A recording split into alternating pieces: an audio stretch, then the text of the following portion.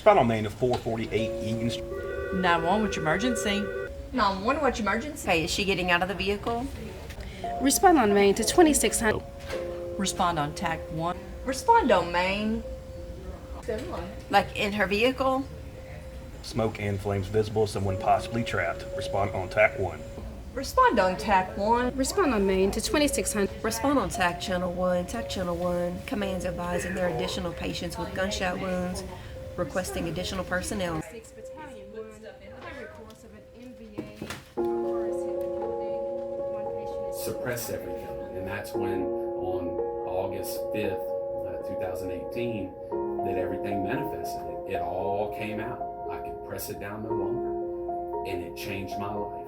It sent me into the darkest depression that I have ever been in, something I've never experienced, to the point where I was thinking about taking my own life. And it's difficult to talk about, but it's the reality of what you all deal with. And again, I was in a dark spot. I used to, when I would be on the roads late at night by myself driving to work, there were times that I would just close my eye for 25, 30, 40 seconds at a time, because one of the concerns I had was that if I actually shot myself, that the life insurance would pay. I mean, I was thinking about it that hard, and I thought, well, if I'm in an automobile accident, they'll never be able to prove it was suicide.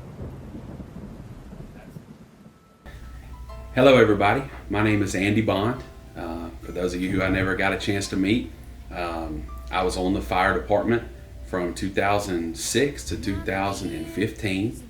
I wanted to talk a little bit today about the stressors of the job of a first responder, and really, and just in general, when it comes to mental health and the role it plays in our well-being. So, you know, the best analogy I can come up with of the illustration is you have a duffel bag, and as you go through life, you put stones in that duffel bag.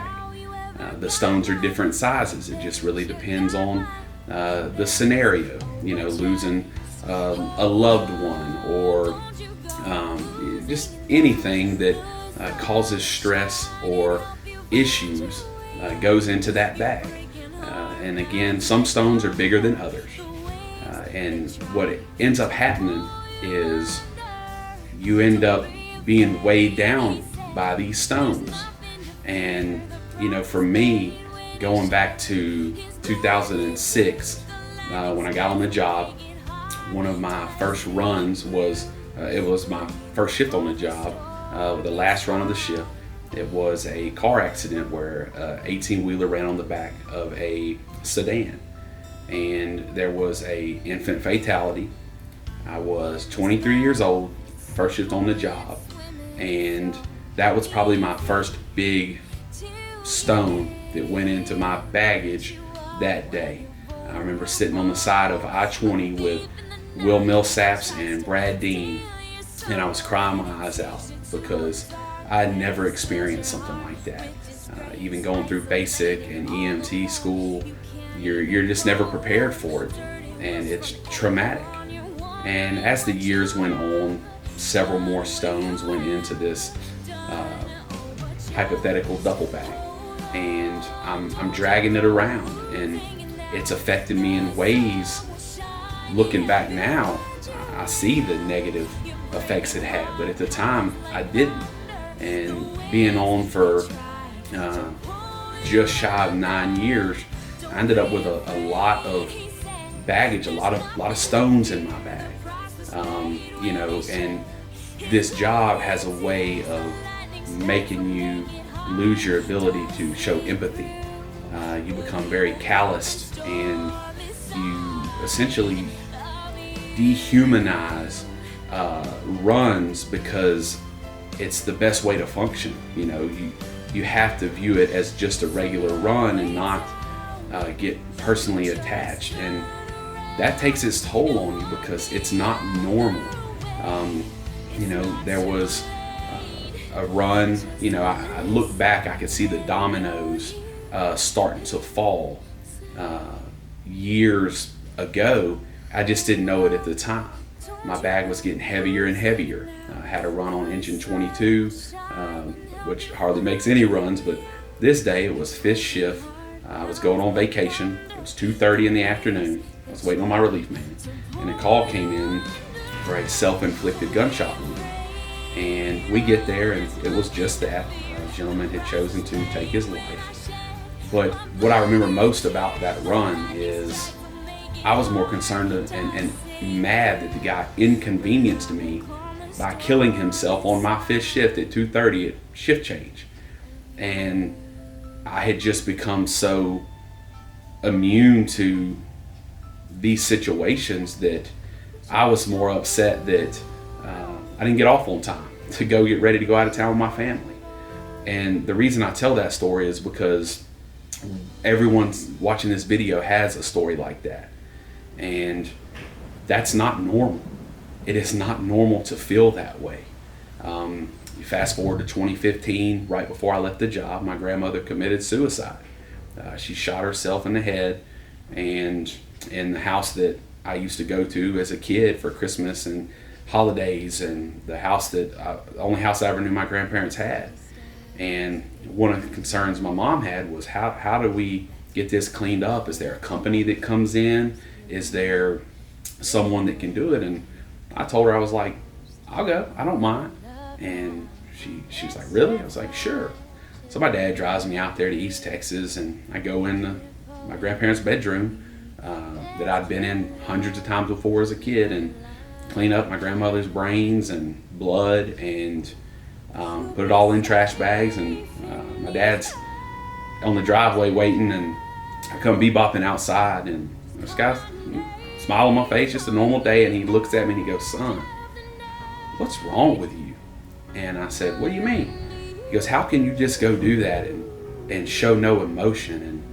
And that was one of the first times I realized that I had really suffered some traumatic experience in my life that affected my ability to empathize, because again, that's not normal to feel that way.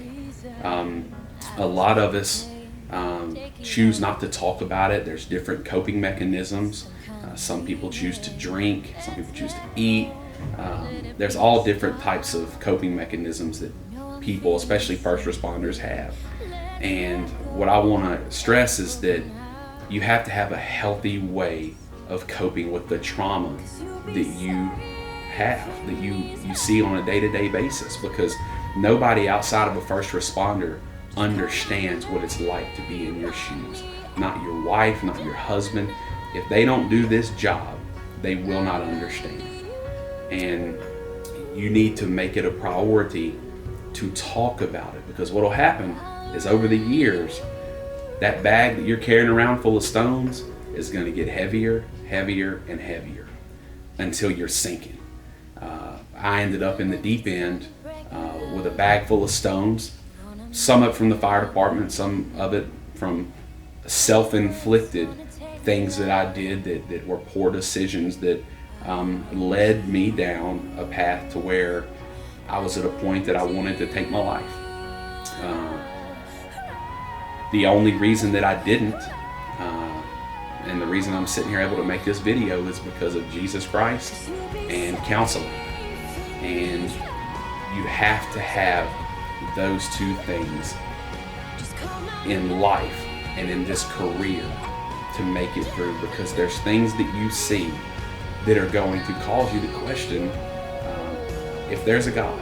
It's just human nature to experience and see the things that you all see on a day-to-day basis. It's sad, it's sickening. You lose faith in humanity. You cope with gallows humor, where you're making jokes about dead people, dead kids, and it's just a way to cope. But I just want to stress that if your bag's getting heavy and you need somebody to talk to, it is okay to not be okay. And we have to remove this stigma that talking about not being okay, that it doesn't make you a tough guy, or whatever these silly things that people do where you feel like I'm not going to talk about it. I'm tough. I remember times where my relief man would come in and I wore those runs that were bad, like a badge of honor. I thought it made me somebody, but what I didn't realize is with every run like that, it took a little piece of me. And I didn't address it at the time. And it all came to a head in 2015 when I started suffering crippling panic attacks. I stopped by Station 6 because I thought I was having a stroke.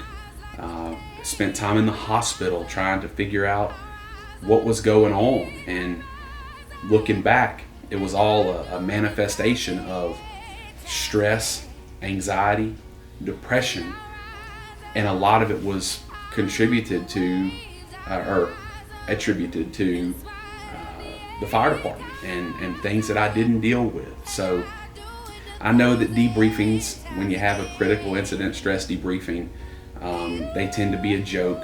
People don't take them serious, but please understand there may be one person in that room that really needs to talk about it, especially the younger guys who weren't subjected to those things growing up and didn't have family in the fire service. Someone like me who, I didn't know about any of that. I'd never seen that. So just know it's okay to talk to somebody. I hope that this video helps someone who may be wondering about talking to somebody or wanting to reach out. Know that it's okay. Reach out to me. If I can't help you, I can get you to someone who can. I personally saw a counselor for 8 months to deal with the things that I used to put in that bag until it got too heavy for me to carry. So thank you for your time. Hope Refresher is going good. And again, it's okay to not be okay. And it's okay to talk to somebody.